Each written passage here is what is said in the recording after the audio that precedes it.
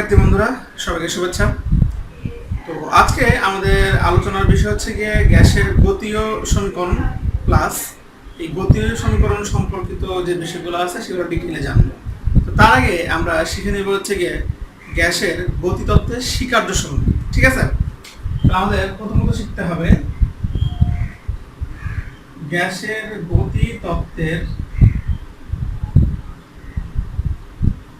স্বীকার্য সমূহ। তো এখন এই গ্যাসের গতিতত্ত্বের স্বীকার্য এটা খুব সহজে শেখা যায়। একটা পাত্র, এই পাত্রকে ভালো করে যদি অবজার্ভ করা যায় তাহলে এই পাত্র থেকে এটা পুরোপুরি শেখা সম্ভব। ঠিক আছে, সো আমরা একটা পাত্র নিয়েছি, পাত্রের মধ্যে এই যে ডট বা গোল গোল চিহ্ন যেগুলো দেওয়া রয়েছে এগুলো হচ্ছে গ্যাসীয় অণু, মানে পাত্রের মধ্যে একটা কি রয়েছে, একটা গ্যাসীয় মিশ্রণ রয়েছে। আর এই যে অ্যারোগুলো দেওয়া আছে এগুলো অ্যাকচুয়ালি ওই গ্যাসীয় অণুগুলোর ডিরেকশন, মানে কে কোন দিকে যাচ্ছে। তো এখান থেকে যদি ভালো করে অবজার্ভ করি তাহলে আমাদের এক নাম্বার স্বীকার্য কি হতে পারে? এক নাম্বার স্বীকার্য এটাই হতে পারে যে প্রত্যেকটি গ্যাস অসংখ্য ছোট ছোট অণু বা কণার সমন্বয়ে গঠিত, তাই না? কারণ দেখো একটা গ্যাসের মধ্যে কিন্তু অসংখ্য অণু আছে। যেমন ধরো আমরা বলছি যে এই রুমের মধ্যে কার্বন ডাইঅক্সাইড গ্যাস রয়েছে, সেখানে কি একটা কার্বন ডাইঅক্সাইড গ্যাস রয়েছে? না, সেখানে এন সংখ্যক মানে অসংখ্য কার্বন ডাইঅক্সাইড গ্যাস রয়েছে, তাই না? তাহলে সেই সেন্সে বলা যায় প্রত্যেকটি গ্যাস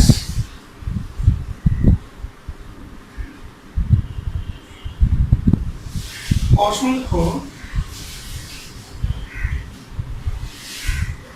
ছোট ছোট অণু বা কণার সমন্বয়ে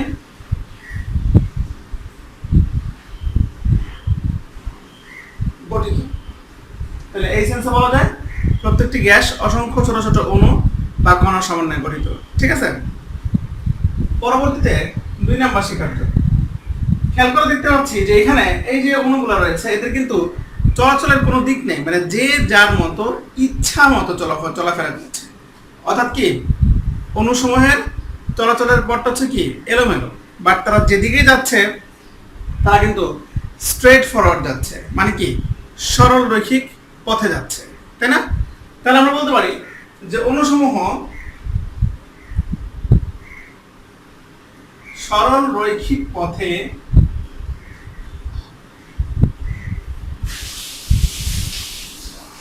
এলোমেলো ভাবে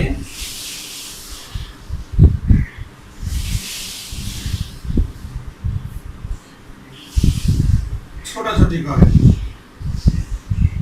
এটা হচ্ছে দুই নাম্বার স্বীকার্য। অণুসমূহ সরলরৈখিক পথে এলোমেলো ভাবে ছোটাছুটি করে। ঠিক আছে, পরবর্তীতে দেখো যে অণুসমূহ যখন চলাচল করে দেখা যাচ্ছে যে তারা পরস্পর মুখোমুখি সংঘর্ষ হয়। এরকম যদি হয় অ্যাকচুয়ালি তারা সংঘর্ষ হলেও ওই পথে ফিরে যায় না বা পরস্পর লেগে যায় না। এর অর্থ কি? অর্থ হচ্ছে যে অণুসমূহের নিজেদের মধ্যে কোনো আকর্ষণ বা বিকর্ষণ নেই। তাহলে তিন নম্বর স্বীকার্য হচ্ছে অণুসমূহের নিজেদের মধ্যে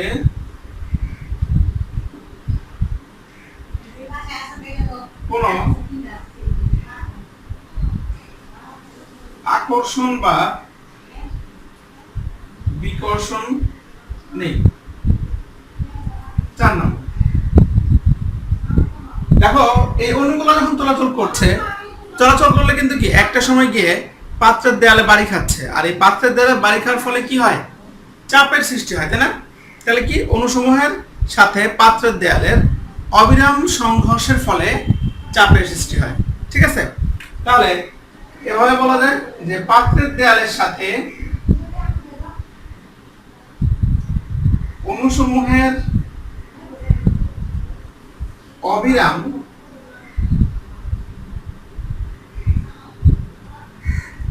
সংঘর্ষের ফলে চাপের সৃষ্টি হয়। পাত্রের দেয়ালের সাথে অণুসমূহের অবিরাম সংঘর্ষের ফলে চাপের সৃষ্টি হয়। ঠিক আছে, তারপরে পরবর্তী স্বীকার্য কি হতে পারে? পরবর্তী স্বীকার্য হচ্ছে এটাই যে অণুসমূহের গতিশক্তি এদের পরম তাপমাত্রা সমানুপাতিক। এটা হচ্ছে গিয়ে বিজ্ঞানী ম্যাক্স প্ল্যাঙ্ক কর্তৃক প্রণীত। ঠিক আছে, তাহলে এটা বলতে পারি যে অণুসমূহের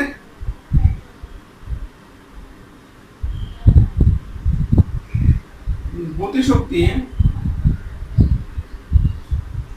এদের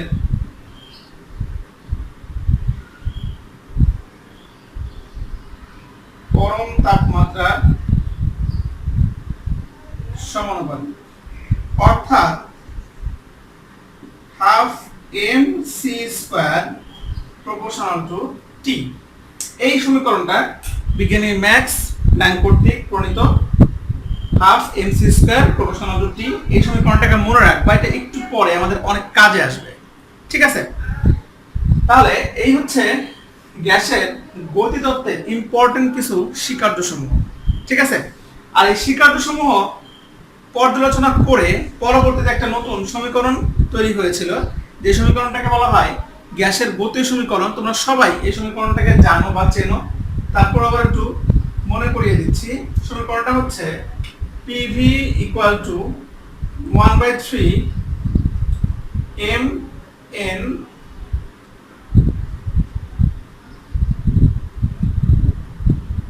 c square।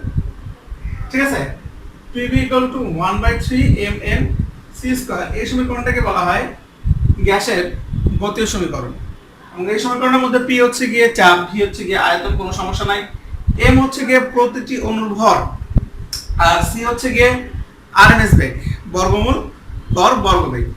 আর এক্ষেত্রে n আমরা সব সময় মনে রাখবো যে ছোট n যদি হয় ন্যাচারালি সেটা হয় মোল সংখ্যা, আর যেখানে বড় n ইউজ করা হয়, that means Avogadro number use করা হয়, সেটা হচ্ছে কি অণুর সংখ্যা। তাহলে এখানে এই n হচ্ছে কি অণুর সংখ্যা। ঠিক আছে, তাহলে এই হচ্ছে কি গ্যাসের গতিতত্ত্বের স্বীকার্য সমূহ, এবং এখান থেকে প্রাপ্ত দুটো ইম্পর্টেন্ট ইকুয়েশন, একটা হচ্ছে গিয়ে ম্যাক্সওয়েলের এই সমীকরণটা, আর একটা হচ্ছে গিয়ে এই গতীয় সমীকরণটা। ঠিক আছে, আমাদের পরবর্তী আলোচনা হচ্ছে এই সমীকরণকে কেন্দ্র করে। হ্যাঁ, তো আমরা এবার শিখব যে গ্যাসের গতীয় সমীকরণের সাহায্যে কিভাবে বয়েলের সূত্র প্রতিপাদন করা যায়। ঠিক আছে, তাহলে আমাদের এবারের আলোচনা হচ্ছে গিয়ে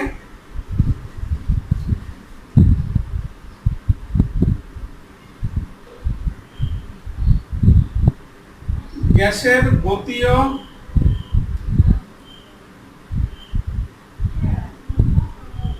সমীকরণের সাহায্যে বয়েল সূত্র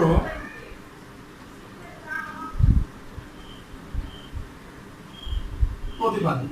আমরা গ্যাসের গতীয় সমীকরণের সাহায্যে কিভাবে বয়েল সূত্রে পৌঁছাবো। দেখো, এখানে আমরা জানি যে গ্যাসের গতীয় সমীকরণটা হলো PV equal to 1/3 mn c square। শোনো, আমি তোমাকে পুরো ইকুয়েশনটা বুঝাই দিব। সো এখানে তুমি যখন পরীক্ষাটাকে অ্যান্সার করবা, সেক্ষেত্রে কিন্তু প্রথমে সুন্দর করে মেনশন করতে হবে যে গ্যাসের গতীয় সমীকরণ হচ্ছে এটা, এবং এখানে P কি, V কি, এক কথা একটু কি সাজিয়ে দেওয়া। আমি ওগুলা লিখছি না, আমি জাস্ট তোমাকে সমীকরণটা প্রতিপাদন করে বুঝিয়ে দিচ্ছি, বাট তুমি যখন লিখবা অবশ্যই প্রত্যেকের পরিচয় দিয়ে তারপরে লিখবা। ঠিক আছে, ওকে। তাহলে এই হচ্ছে গিয়ে আমাদের গ্যাসের গতীয় সমীকরণ। তো এটাকে যদি আমরা এভাবে লিখতে চাই, পারবো না? PV equal to 2/3 into half mn c square। যদি আমরা এভাবে লিখতে চাই, কারণ এর মধ্যে কিন্তু কোনো ডিফারেন্স নেই, বাট এভাবে লেখার অর্থ কি বা কারণটা কি সেটা আমরা একটু পরে বুঝতে পারবো। আমাদের সুবিধার্থে আমরা এটাকে এভাবে লিখেছি। তাহলে পরবর্তীতে এখান থেকে লেখা যায় PV equal to 2/3 into half mc square into n। কি লিখতে পারি? তাহলে এটা হচ্ছে কি আমাদের সমীকরণ 1। এখন ম্যাক্সওয়েলের যে সমীকরণ, সেখান থেকে আমরা জানি হাফ mc স্কয়ার সমানুপাতিক t, তাই না? যে অণুসমূহের গতিশক্তি বা অণুসমূহের গড় গতিশক্তি বা অণুসমূহের মোট গতিশক্তি এর পরম তাপমাত্রার সমানুপাতিক। তাহলে এটা হচ্ছে কি ম্যাক্সওয়েলের সমীকরণ, যে ম্যাক্সওয়েলের সমীকরণ থেকে আমরা জানি হাফ mc স্কয়ার সমানুপাতিক t। তুমি কিন্তু যখন পরীক্ষায় লিখবা তুমি কিন্তু এভাবে লিখবা যে ম্যাক্সওয়েলের সমীকরণ থেকে আমরা জানি, বাট আমি জাস্ট ইকুয়েশনটা বুঝিয়ে দিচ্ছি। ঠিক আছে, তাহলে ম্যাক্সওয়েলের সমীকরণ থেকে আমরা জানি হাফ এমসি স্কয়ার সমানুপাতিক টি। তাহলে পরবর্তীতে এখান থেকে কি করা যায়, half MC square equal to K T লিখতে পারি না, সমানুপাতিক চিহ্ন তুলে দিলাম, আমরা একটা ধ্রুবক নিয়ে আসলাম। তাহলে half MC square equal to K T, এটাকে আমরা সমীকরণ 1 এ বসিয়ে দিই। তাহলে 1 নং সমীকরণে মান বসিয়ে পাই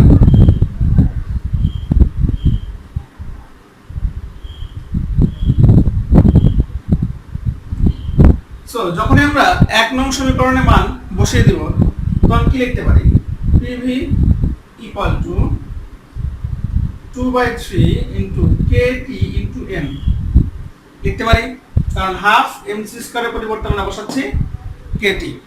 এখন তোমাকে একটা বিষয়ে ফোকাস করতে হবে যে আমাদের মেইন কাজটা কি, বয়েলের সূত্রে পৌঁছানো। বয়েল সূত্রটা কি ছিল এটা আবার মাথায় নিয়ে আসতে হবে। বয়েল সূত্র ছিল ভি প্রপোর্শনাল টু 1/p, তাই কি না? তাহলে আমরা যদি ওইখানে পৌঁছাতে চাই তাহলে এই সমীকরণ থেকে ওইখানে যেতে হবে, অর্থাৎ এই ভি সমানুপাতিক 1/p বয়েলের সূত্রের মধ্যে চলমান কে কে আছে, আয়তন এবং চাপ, বাকি যারা রয়েছে সবই কিন্তু কি কনস্ট্যান্ট। তাহলে এখানেও এই সমীকরণের বিষয়টা সেম হবে। তাহলে আমরা যেটা করব, ভি এবং পি কে চলমান রাখবো আর বাকি সবগুলোকে ধ্রুবক করে দেব। তাহলে কিভাবে লেখা যায়, V equals to 2kt by 2kt n/3 into 1/p। আমরা এই পিটাকে এই পাশে নিয়ে চলে আসলাম। তাহলে এটা হচ্ছে কি একটা ধ্রুবক, এই পরটা। তাহলে এই ধ্রুবক যদি আমরা তুলে দেই তাহলে লিখতে পারি ভি সমানুপাতিক 1/p। তাহলে এটা হচ্ছে কি বয়েল সূত্র প্রতিপাদন। তাহলে আমরা কি করে ফেললাম, গ্যাসের গতীয় সমীকরণের সাহায্যে বয়েল সূত্র প্রতিপাদন করে ফেললাম। আশা করি বুঝতে পেরেছো। এবার আমাদের পরবর্তী আলোচনা হচ্ছে গিয়ে গ্যাসের গতীয় সমীকরণের সাহায্যে চার্লস সূত্র প্রতিপাদন করা। ঠিক আছে, তাহলে এটাই থাকবে। জাস্ট এবার আমরা কি করব, গ্যাসের গতীয় সমীকরণের সাহায্যে চার্লস সূত্র প্রতিপাদন করব।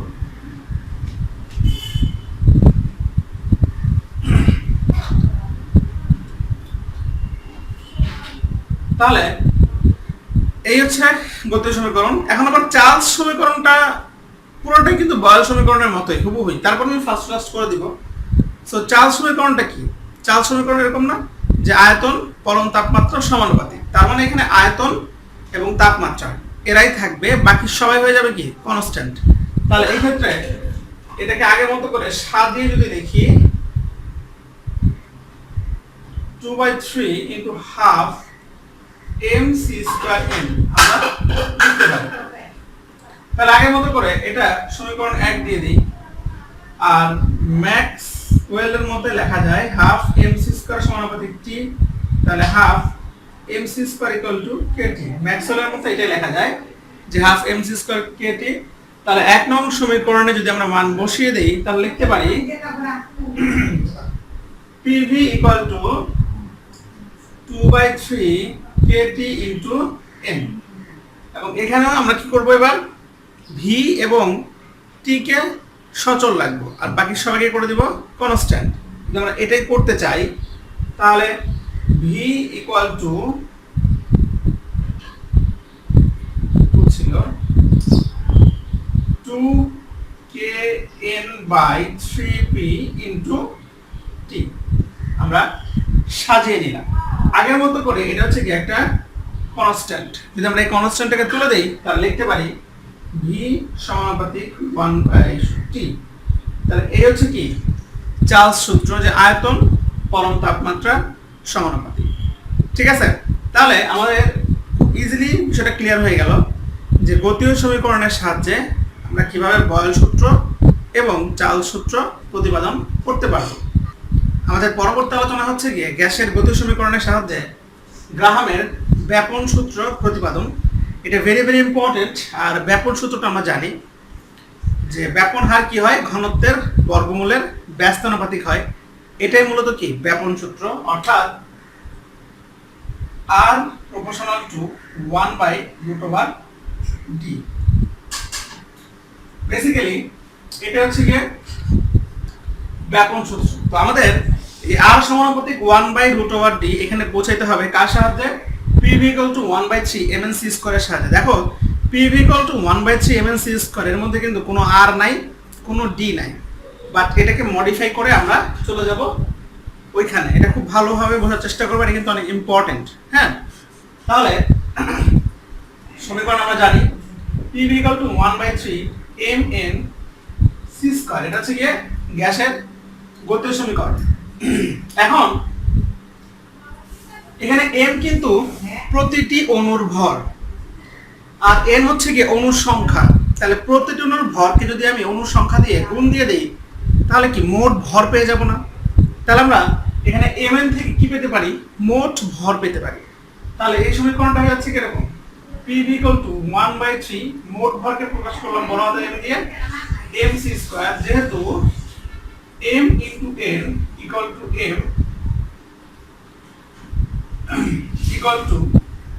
মোট ভর। তাহলে আমাদের এখানে m হচ্ছে গিয়ে মোট ভর, সেটা আমরা বুঝে গেলাম। এখন ঘনত্ব, ঘনত্ব মানে কি? ভর বাই আয়তন, তাই না? ভর বাই আয়তন মানে কি? ঘনত্ব না? তাহলে আমরা এখানে কি করতে পারি? আয়তনটাকে এখানে কনভার্ট করতে পারি। যদি সেটাই করি তাহলে আমরা কি করতে পারি? এটা P = 1/3 m/v * কি? c square. তাহলে ভর বাই আয়তন ইকুয়াল টু কি হয়? ঘনত্ব। তাহলে ভর বাই আয়তনের পরিবর্তে আমরা কি লিখতে পারি? ঘনত্ব লিখতে পারি। তাহলে এখান থেকে লেখা সম্ভব P = 1/3 d * c স্কয়ার। কি লেখা সম্ভব না? তাহলে এই হচ্ছে গিয়ে একটা শেপে আসলো, আমরা d পেয়ে গেলাম। এখন আমাদের r কে প্রয়োজন, তাই না? সো এখন আমরা কি করব? এই সমীকরণটাকে একটু মডিফাই করব। তো কিভাবে মডিফাই করতে পারি? c স্কয়ার থেকে গেল, এটাকে এক পাশে রাখবো, বাকি সবগুলোকে আমরা এক পাশে পাঠিয়ে দিব। তাহলে কি লেখা যায়? c স্কয়ার = 3p/d লিখতে পারি। এখন এটাকে যদি আমরা মডিফাই করি, c = √3p * 1/√d, কি লেখা সম্ভব না? লেখা সম্ভব। আচ্ছা, এবার এখানে একটা ছোট্ট বিষয় তুমি ক্লিয়ারলি বোঝার চেষ্টা করো। সেটা হচ্ছে গিয়ে যে গ্যাস যত দ্রুত ছড়াতে পারবে সে গ্যাসের কি ব্যাপনের তত বেশি হবে না? আর এই যে ছড়িয়ে যাওয়া, এটা মানে কি? গতিবেগ না? তাহলে গতিবেগ যে কথা, ব্যাপন হারও কিন্তু কি একই কথা। বেগ একক কি? মিটার/সেকেন্ড। একইভাবে ব্যাপন হার একক কি? মিটার/সেকেন্ড।